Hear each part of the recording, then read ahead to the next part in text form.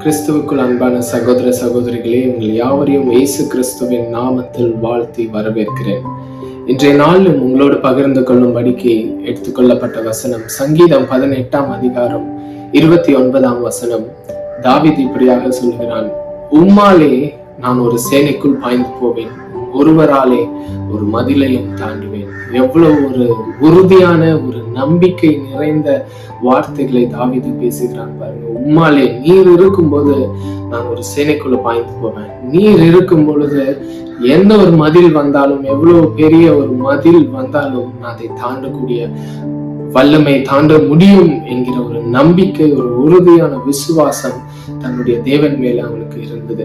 இந்த வசனத்தை படிக்கும் பொழுது எனக்கு ஞாபகத்துக்கு வருகிற ஒரு காரியம், ஒரு விஷயம் இல்ல, ஒரு சூழ்நிலை அல்லது ஒரு நிகழ்வு என்னென்று பார்த்தீங்கன்னா, தாவீதுக்கும் கோலியாத்துக்கும் நடந்த அந்த ஒரு சண்டைல 1 சாமுவேல் 17ஆம் அதிகாரத்துல அந்த நிகழ்வு எழுதப்பட்டிருக்கிறது. தாவீதுக்கும் கோலியாத்துக்கும். கோலியாத் ஒரு சாதாரண மனுஷன் இல்ல, தாவீதை போல ஈக்குவலான ஒரு மனுஷன் அப்படின்னு நம்ம சொல்லிட முடியாது. கோலியாத் ஒரு ஜெயண்ட் மாதிரி, ஒரு ஜைஜாண்டிக்கான ஒரு பர்சன். வேதம் சொல்லுகிறது அவனுக்கு almost he is closer to 10 feet height உள்ள ஒரு மனுஷன், நல்ல ஒரு வெயிட் உள்ள ஒரு மனுஷன். அப்புறம் ஒரு சின்ன வயசுல இருந்தே, வாலிப வயசுல இருந்தே யுத்தத்துக்கு என்றே அவன் பிராக்டிஸ் பண்ணப்பட்ட ஒரு மனுஷன், தன்னை பிராக்டிஸ் பண்ண ஒரு மனுஷன். யுத்தத்துக்கென்றே அவன் பயிற்சிப்பிக்கப்பட்ட ஒரு மனிதனாக அவன் இருக்கிறான். நல்ல யுத்தத்துக்கென்றே தேர்ந்தெடுக்கப்பட்ட ஒரு ஜெயண்ட். அப்படிப்பட்ட ஒருத்தன் தான் கோலியாத். அவன் என்ன பண்றான், இஸ்ரவேலுடைய சேனையை ஒவ்வொரு நாளும் நிந்திக்கிறான். உங்களுக்கு யாராவது ஒருத்தர் இருந்தா அனுப்புங்க, நான் அவனோட சண்டை போட்டு, ஒருவேளை அவன் என்னை வெற்றி சிறந்துட்டான் என்றால் எங்களுடைய பெலிஸ்தர் எல்லாருமே நாங்க உங்களுக்கு சேவை பண்றோம். இதுவே நீங்க தோத்துட்டீங்க, நாங்க வின் பண்ணிட்டோம் அப்படின்னா நீங்க எல்லாரும் எங்களுக்கு சேவிக்கணும் அப்படின்ட்டு ஒவ்வொரு நாளும் இஸ்ரவேலின் சேனைகளை அவன் நிந்தித்தான் என்று வேதம் சொல்கிறது. தாவீது அதை கேட்ட பொழுது அவனுக்கு அவன் சொல்றான், இவன் யாரு தேவனுடைய சேனையை நிந்திக்க முடியும், அவன் யாரு நிந்திக்கலாம் அப்படின்ட்டு தாவீது சவுல் கிட்ட போய் அவன் நான் போய் சண்டை போடுறேன் அப்படின்ட்டு வரான். ஆக்சுவலா அந்த நிந்திக்கிறத கேட்டு அந்த இஸ்ரவேலின் ராஜா சவுலும் அவனோட கூட இருந்தவங்களும் பயந்தார்கள் என்று வேதம் சொல்கிறது. ஆனால் தாவீதுக்கு ஒரு பெரிய நம்பிக்கை, என்னோட தேவன் இருக்கிறார் என்கிறது நம்பிக்கை. அவன் யாரு, ஜீவனுள்ள தேவனுடைய சேனையை அவன் எப்படி நிந்திக்கலாம் அப்படின்னு சொல்லிட்டு அவன் இப்படியே சொல்கிறான்: சிங்கத்தின் கைக்கும் கரடியின் கைக்கும் தப்புவித்த தேவன் இந்த பெலிஸ்தியனோட கைக்கும் என்னை தப்பு வைப்பார். அவன் எப்படிப்பட்ட பெரிய மனுஷனாக இருக்கலாம், உலகம் பார்க்கும்பொழுது அவன் ஒரு 10 feet ஹைட் உள்ளவனா இருக்கலாம், அவன் ஒரு ஜெயண்ட் போல ஒரு ஃபிகர் உள்ளவனா இருக்கலாம், அப்படி ஒரு பர்சனாலிட்டி உள்ளவனாக இருக்கலாம், உலகம் காணும்போது ஒரு பெரிய ஆளா இருக்கலாம், அவனுக்கு பின்னாடி ஒரு பெரிய சேனை இருக்கலாம். ஆனால் தாவீதுக்கு எப்படிப்பட்ட மனுஷனாக இருந்தாலும், எப்படிப்பட்டவனாக இருந்தாலும், அவன் ஜீவனுள்ள தேவனை அவன் நிந்திச்சிட்டான்.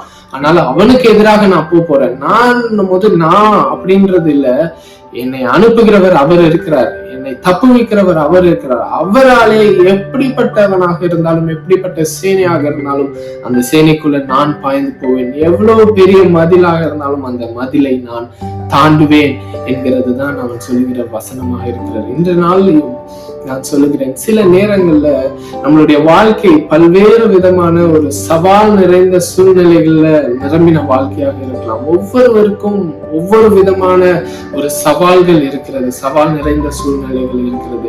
எனக்கு தான் ஒரு ப்ராப்ளமேட்டிக் சிச்சுவேஷன், எனக்கு தான் இருக்கிறதே பெரிய ப்ராப்ளம், என்ன மாதிரி யாருமே ப்ராப்ளம் ஃபேஸ் பண்ணிட முடியாதுன்ட்டு யாருமே சொல்லிட முடியாது. எல்லாருக்கும் ஒவ்வொரு விதமான ஒரு சவால் நிறைந்த ஒரு சூழ்நிலைகள் இருக்கும் பொழுது நம்மை சுற்றி ஒரு சேனையை போல நம்ம எப்படி கவிழ்க்கலாம், நம்மளை எப்படி தோற்கடிக்கலாம் அப்படின்ட்டு ஒரு ஜனக்கூட்டம் இருக்கலாம். இருக்கும் பொழுது நீங்கள் செய்ய வேண்டியது உங்கள் தேவனை விசுவாசிக்கணும். நீங்க உங்களை சிருஷ்டித்தவரை நீங்க நம்ப வேண்டும், அவரை விசுவாசிக்க வேண்டும். வேதம் இப்படியாக சொல்லுகிறது, அவராலே நாம் ஒரு சேனைக்குள் பாய்ந்து செல்வோம். எப்படிப்பட்ட ஒரு சூழ்நிலையாக இருக்கலாம், எப்படிப்பட்ட ஒரு சவாலாக கூட இருக்கலாம், அது எப்படிப்பட்ட ஒரு நபர்களாக கூட இருக்கலாம். நமக்கு எதிராக இருக்கிறவர்கள் மேபி உலக பிரகாரமாக பார்க்கும் பொழுது நம்மை விட ஒரு ஒரு ஸ்ட்ராங்கான பீப்புளாக இருக்கலாம், நம்மை விட ஒரு ரொம்ப பலத்த பீப்புளா கூட இருக்கலாம். ஆனாலும் நம்மோடு தேவன் இருக்கிறார். அவராலே நாம் ஒரு சேனைக்குள் பாய்ந்து போவோம். எவ்வளவு பெரிய சேனையாக இருந்தாலும் அவராலே அந்த சேனைக்குள் பாய்ந்து சென்று நாம் வெற்றி சிறப்போம். அவராலே ஒரு பெரிய மதிலை தாண்டுவோம். நாம் முன்னேறி செல்கிறதற்கு நமக்கு எதிராக எப்படிப்பட்ட ஒரு மதில் போன்ற ஒரு சூழ்நிலைகள் இருந்தாலும், ஒரு ப்ராப்ளம்ஸ் நிறைந்த சூழ்நிலைகள் இருந்தாலும், மதிலை போல நின்று நாம் முன்னேறி செல்ல முடியாமல் இருந்தாலும், அவர் நம்மோடு இருக்கும் பொழுது, தேவன் நம்மோடு இருக்கும் பொழுது நாம் அந்த மதிலை தாண்ட முடியும். அதுதான் இந்த கிறிஸ்துமஸ் சொல்லுகிறது. கிறிஸ்துமஸ் என்றாலே தேவன் இயேசு கிறிஸ்து இந்த உலகத்துல வந்தார். வேதம் சொல்லுகிறது இம்மானுவேல், அவருடைய பேர் இம்மானுவேல் என்றால் தேவன் நம்மோடு இருக்கிறார் என்று அர்த்தமாம். அவர் நம்மோடு இருக்கிறார். அவர் நம்மோடு இருக்கும் பொழுது இம்மானுவேலராகிய நம்முடைய தேவன் இயேசு கிறிஸ்து நம்மோடு இருக்கும் பொழுது எப்படிப்பட்ட சூழ்நிலையாக இருந்தாலும், மதிலை போன்ற ஒரு சூழ்நிலை இருந்தாலும் அதில் நம்மால அதை தாண்ட முடியும். ஒரு சவால் நிறைந்த ஒரு சேனைகளாக இருந்தாலும் அந்த சேனைக்குள்ள பாய்ந்து சென்று நம்மளால வெற்றி சிறக்க முடியும். நாம் அதை விசுவாசிப்போம். இம்மானுவேல், நம்முடைய தேவன் நம்மோடு இருக்கிறார். அவர் நம்மோடு இருக்கும் பொழுது அவராலே நாம் ஒரு சேனைக்குள் பாய்ந்து செல்ல முடியும்.